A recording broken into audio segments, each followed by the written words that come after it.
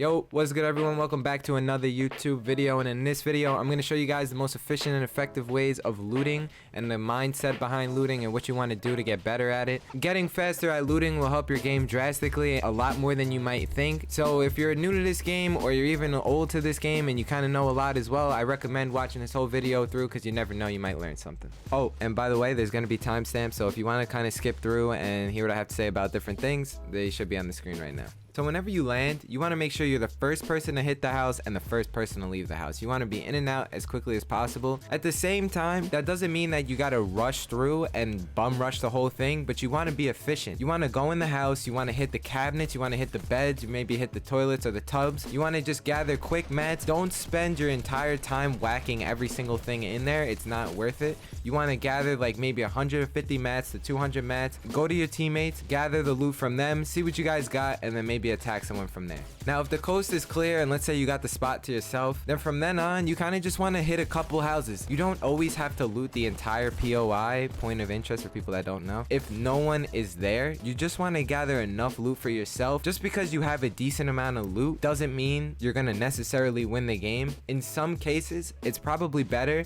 to hit a couple chests, grab a couple ammo crates, hit a couple mats, and then dip out and then gain more awareness and just map awareness, see where people are, find dead sides of zone and stuff like that. You want to make sure that you don't always loot the whole thing. If you really need the loot, you don't have any shields, then of course go back, maybe gather some more chests, hit a couple more spawns or whatever the case may be. Maybe you'll find a different gun and it will help you. But the biggest tip is to make sure that whenever you're looting, just know that you don't always have to loot the entire POI. So the next thing I want to talk about is farming certain mats like wood, brick, and metal. It's really important to note that whenever you're landing at a place with a lot of brick or a lot of metal and maybe a lot of wood as well, you want to hit the brick and metal first, the metal with more high priority, because the best thing to do is to get as much metal as possible before you leave. Now if that's not the case and you land at a spot that doesn't have enough metal, just keep that in mind in your looting route. Whenever you go by a car, just whack it a couple times. You don't have to hit the whole car as well. It's better to gain awareness than it is to have a little more mats, like 10-15 mats. So that's why you kind of whack things once or twice and then you kind of keep moving. If you notice that in the video, I constantly whack trees for once or twice. I don't usually break them because I don't need to break them. I know that I'm gonna find more wood along the way, maybe brick and metal as well, but it's just knowing that there's not a lot of metal on the map. You have to farm the metal that is around your POI, and then from there you move out and you gather wood and brick as you go along. This way that by the time you get to the center of zone or wherever you're going to rotate in, you're gonna have more awareness of where people are because you're the first one to rotate. And on top of that, you're probably gonna gather the same amount of mats that you did if you were to farm the entire POI because you're moving and rotating but gathering your mats slowly. That way it's just better for you because you gain more awareness, and that's very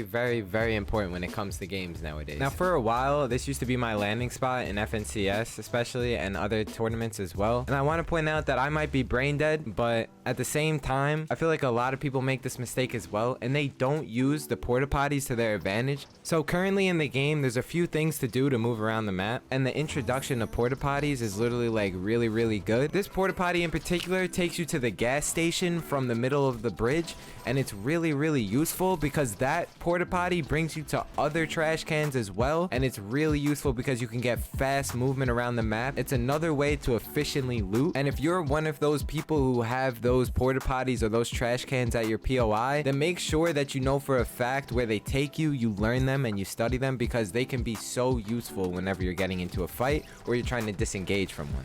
Now I'm going to talk to you guys about how good players actually loot when it comes down to literally doing it.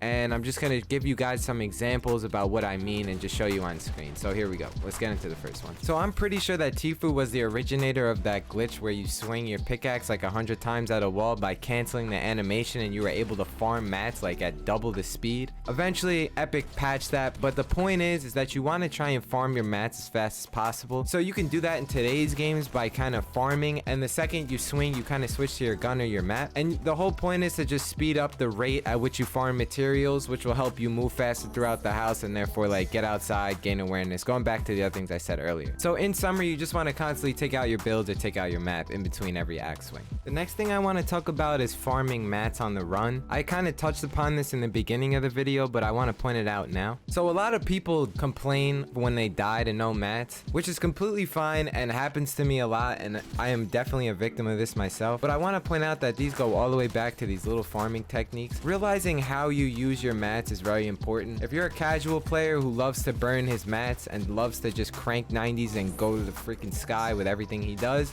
then you're probably going to want to spend a decent amount of time farming. But if you're a guy who loves to put pressure on people, someone who's good at boxing other people up and killing them, what you want to do is just constantly be aware of the trees and rocks around you.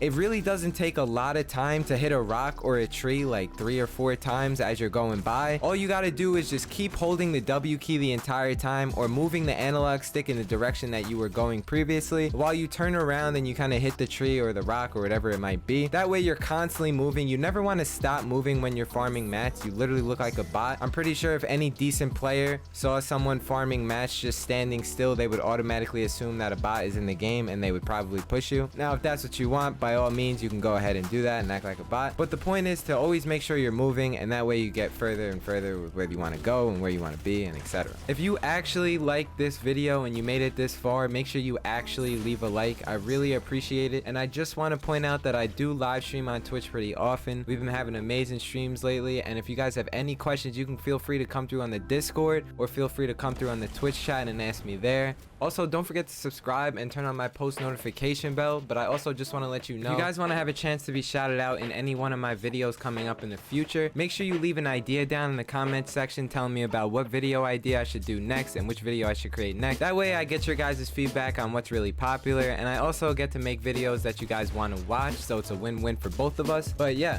until then, I'll talk to you guys in the next video. Everyone have a great night or a great day. Deuces. Peace.